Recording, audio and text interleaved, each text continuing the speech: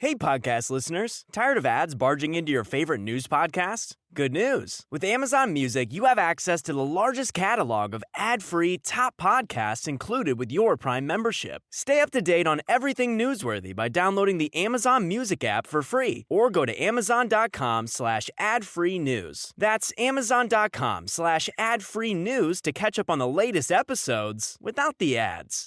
Este podcast no tiene publicidad ni sponsors, pero si te gusta escucharlo y quieres apoyarnos, por ejemplo, comprándonos un café, puedes ir a nuestra página web, sección Cómprame un café y ver cómo hacerlo. Bienvenidos a la tercera temporada del podcast Biografías en 5 minutos, donde cada semana te contamos cosas interesantes sobre gente interesante en alrededor de 5 minutos. Aquí está su presentadora, Mercedes Mariño. Hola, soy Mercedes Mariño. Bienvenidos al episodio 8 de la temporada 3 de Biografías en 5 minutos. Hoy, Grigori Rasputin.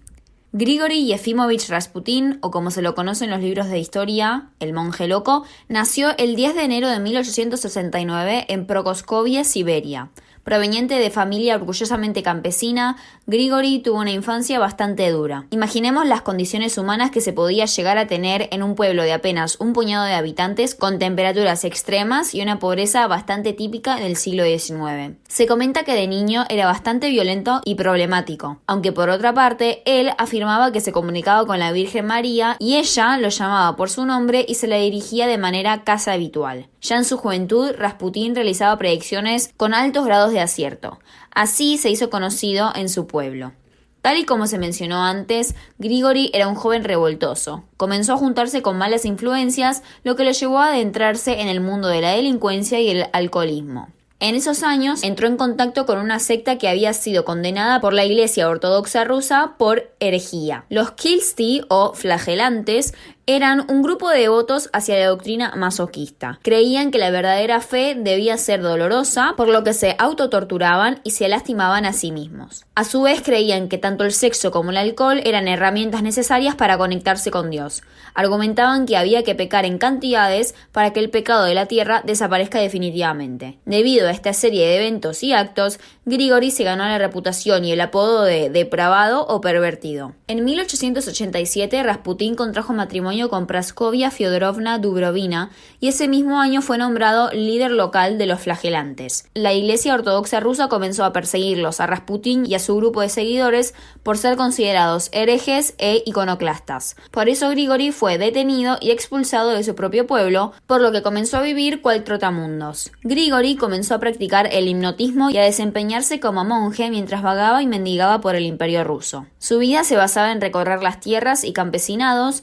para recibir alojamiento y alimentos a cambio de curaciones o predicciones. En 1903 llegó a la capital rusa, que para ese entonces no era Moscú, sino San Petersburgo. Allí también siguió con su labor de curandero. Empezó a ser una persona conocida en la ciudad, ya que ayudaba a quienes más lo necesitaban. La fama lo llevó no solo a vincularse con los más necesitados, sino también con la gente de clase alta y la aristocracia rusa. Se empezó a correr la voz de que Grigori era una especie de mago con poderes curativos y altamente efectivos. Alexei, único hijo varón de los zares de aquel entonces, Nicolás II y Alejandra, sufría de hemofilia, una enfermedad extraña, difícil de tratar en ese entonces, que le causaba al enfermo coágulos en la sangre que impedían el buen funcionamiento del sistema circulatorio. En un desesperado intento de tratar a su hijo, los zares convocaron a Rasputin con el fin de que lo pueda sanar. Así es como Rasputin empezó a frecuentar el Palacio Real y a mantener un contacto estrecho con los zares y su hijo. Lentamente, Alexei comenzó a sanar, por lo que el matrimonio real lo consideró una especie de santo. El mismo Nicolás II se tomó el trabajo de hacer un anuncio en el periódico en el cual le dedicó unas palabras de conformidad y aprobación y se refirió a él como un enviado de Dios. No pasó mucho tiempo hasta que Rasputin se mudó al Palacio Real con el fin de cuidar al pequeño Alexei. Tampoco pasó tanto hasta que le otorgaron un cargo público con relativo poder en el gobierno y hasta un importante puesto en la corte rusa. Grigori se hizo la fama de ser extremadamente desarreglado.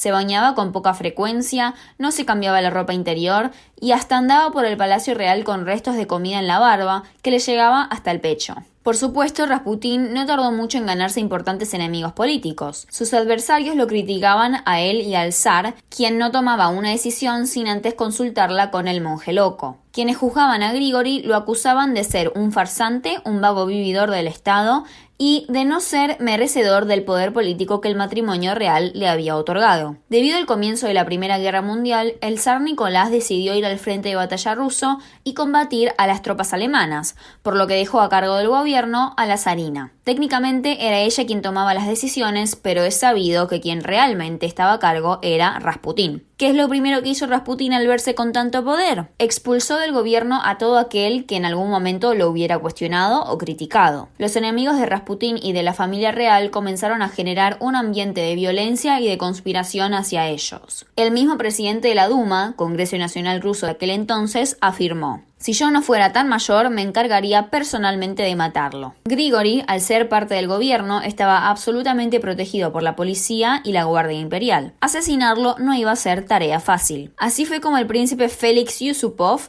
usó como carnada a su propia esposa para seducirlo y hacerlo creer que ella lo invitaba al palacio.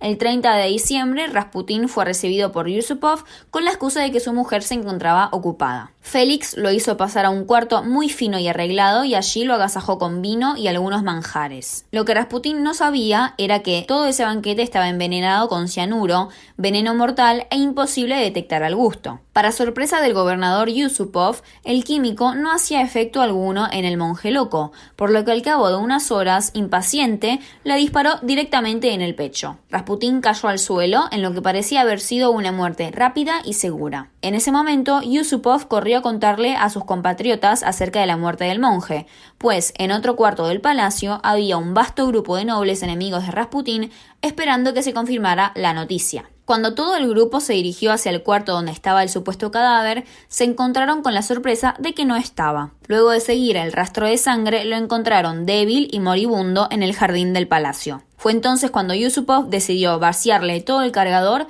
y así lograr que Rasputín cayera desplomado. Con la ayuda de su grupo, Yusupov cargó el cuerpo y lo lanzó al río Neva, que lógicamente, para ser diciembre, estaba congelado y a temperaturas extremadamente bajas. El cuerpo de Grigori Rasputín fue encontrado días después. Lo interesante es que luego de pasar por una autopsia, se dictaminó que no murió ni por el cianuro ni por ninguno de los tantos disparos que había recibido, sino por ahogamiento e hipotermia. En enero de 1917, su cuerpo fue enterrado a metros del Palacio Tsarskovye Selo por tener una fuerte y afectuosa relación con la familia real. Luego de la Revolución de febrero de ese mismo año, llevada a cabo por la Guardia Roja y los partidos obreros rusos contra los zares y la realeza, su cuerpo fue desenterrado, quemado y sus cenizas esparcidas en un bosque.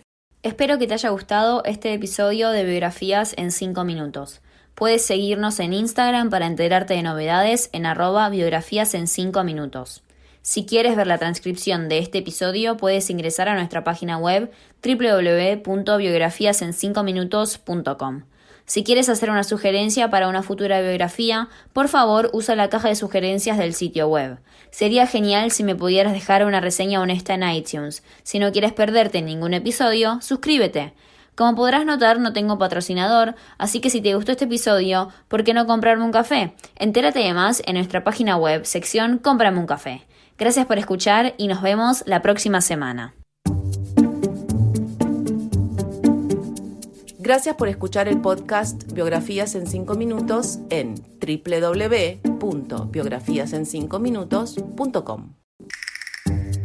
Biografías en 5 minutos es producido por el productor ejecutivo y escritor de las biografías Wayne Armstrong, por la productora ejecutiva y traductora Mercedes Mariño y por el escritor de biografías Marcos Mariño. La música fue producida por MP Music for Media y se llama Quirky Steps. Election Day is Tuesday, November 5th. Now is the time to make a plan. Whether you plan to vote absentee by mail, in person at your county auditor's office before Election Day, or at your polling place on November 5th, it's important you take steps now to make your plan at voterready.iowa.gov. Remember, Election Day is Tuesday, November 5th. Find more info at voterready.iowa.gov. This message is presented by the Iowa Secretary of State.